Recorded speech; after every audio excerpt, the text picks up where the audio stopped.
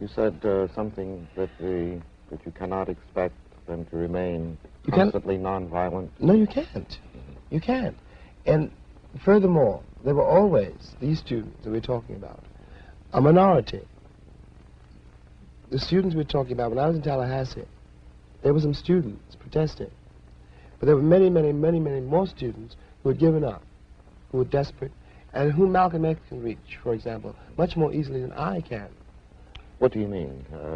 What Malcolm tells them, in effect, is that they should be proud of being black, and God knows that they should be. That's a very important thing to hear in a country which assures you should be ashamed of it. Of course, in order to do this, what he does is destroy a truth and invent a history. What he does is say, you're better because you're black. Well, of course, that isn't true. That's the trouble. Do you think that this is an appealing approach, and that the black Muslims, in preaching black supremacy, seek to exploit the frustration of the Negro? I don't think, put it as simply as I can, and without trying now to investigate whatever the motives of any given Muslim leader may be. It is the only movement in the country which we can call grassroots. I hate to say that, but it's true. Because it is only, when Malcolm talks, or one of the Muslim ministers talk, they articulate for all the Negro people who hear them, who listen to them, they articulate their suffering. The suffering which has been in this country so long denied. That's Malcolm's great authority over any of his audiences. He corroborates their reality. He tells them that they really exist, you know? Jim, do you think that this is a more effective appeal than the appeal of Martin Luther King? It's much more sinister because it is much more effective. It's much more effective because it is, after all, comparatively easy to invest a population with a false morale by giving them a false sense of superiority. And it will always break down in a crisis. It's the history of Europe, simply. It's one of the reasons we're in this terrible place. It's one of the reasons that we have 5 cops standing on a black woman's neck in Birmingham. Because at some point they were taught and they believed that they were better than other people because they were white. It leads to a moral bankruptcy. It is inevitable. It cannot but lead there. But my point here is that the country is for the first time worried about the Muslim movement. It shouldn't be worried about the Muslim movement. That's not the problem. The problem is to eliminate the conditions which breed the Muslim movement. Well, I'd like to come back to get some of your thoughts about the relationship between Martin Luther King's appeal, that is effectively nonviolence, and his philosophy of disciplined love for the oppressor. Martin, and what do you think what is the relationship between this and the reality of the Negro masses? Well, to leave Martin out of it for a moment, Martin's very rare, a very great man. Martin's rare for 2 reasons. Partly because just because he is, and because he's a real Christian, and he really believes in nonviolence. He's arrived at something in himself, which permits him, allows him to do it.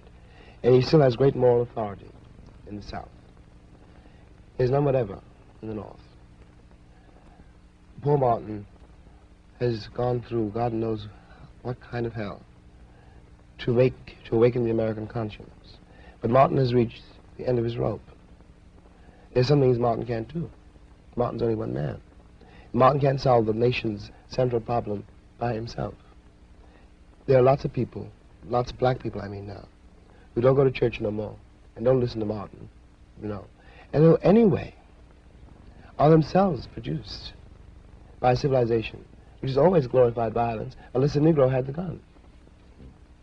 So that Martin is undercut by the performance of the country. The country is only concerned about nonviolence if it seems that I'm going to get violent.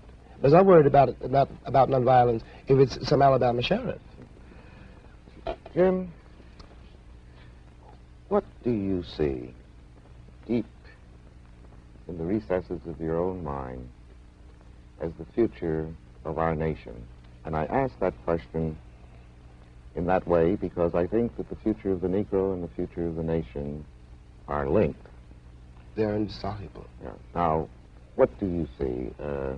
Are you essentially optimistic or pessimistic? And I really don't want to put words in your mouth because what I really want to find out is what you really believe.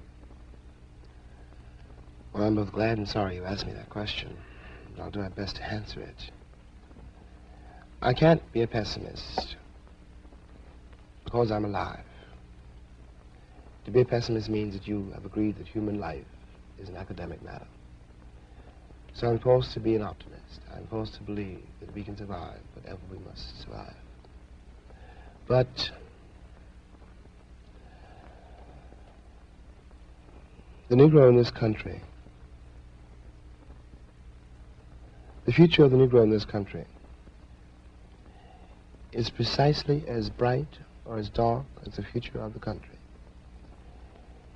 It is entirely up to the American people and our representatives. It is entirely up to the American people whether or not they're going to face and deal with and embrace this stranger whom they maligned so long.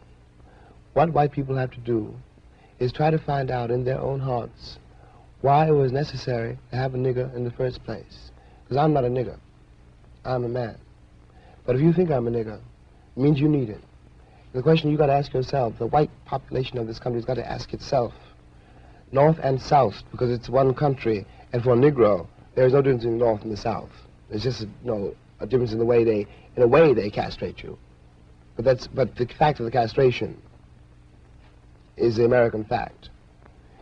If I'm not the nigger here, and you invented him, you, the white people, invented him, then you got to find out why. Well, and the future of the country depends on that, whether or not it's able to ask that question. As a Negro and as an American, I can only hope that America has the strength and the capacity, the moral strength, to ask and answer that question in affirmative and constructive ways. To face that question. Thank you very much. Thank you, Ken.